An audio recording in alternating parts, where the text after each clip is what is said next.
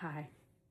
Today I want to talk about what's my line, and I don't mean an old TV show, game show.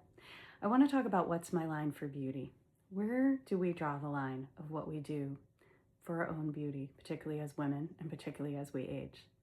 I want to go back in time to when I was a little girl, and I remember being dressed in pink dresses and pink foam rollers that I would sleep in to have the perfectly coiffed hair.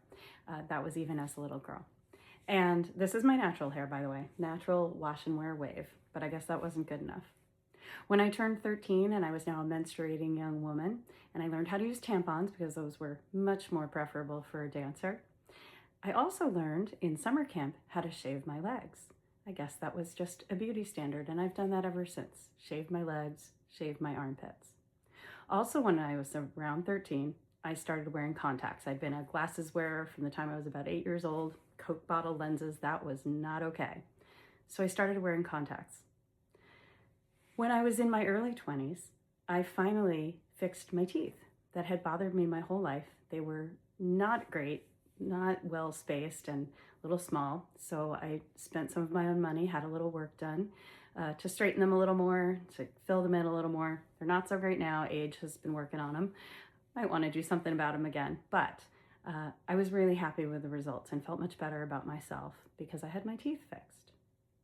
When I was in my late 20s, I finally had LASIK surgery on my eyes because although I'd been wearing contacts successfully for some time, I was kind of tired of them and wanted a more permanent solution. So I invested in LASIK surgery so that I would no longer need glasses or contacts, which also made certain activities a lot easier even when you don't have contacts.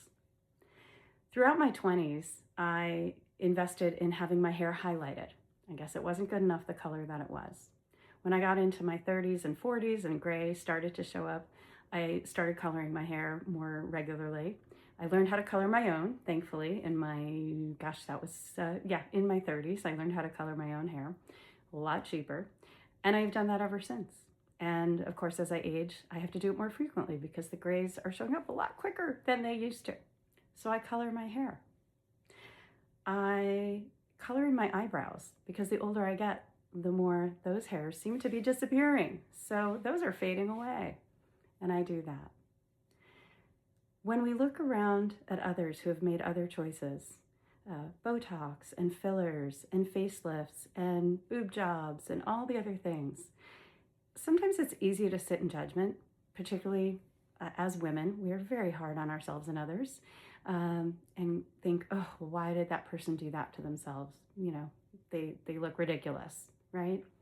But where is that line? Where is that line for you? Where is it okay?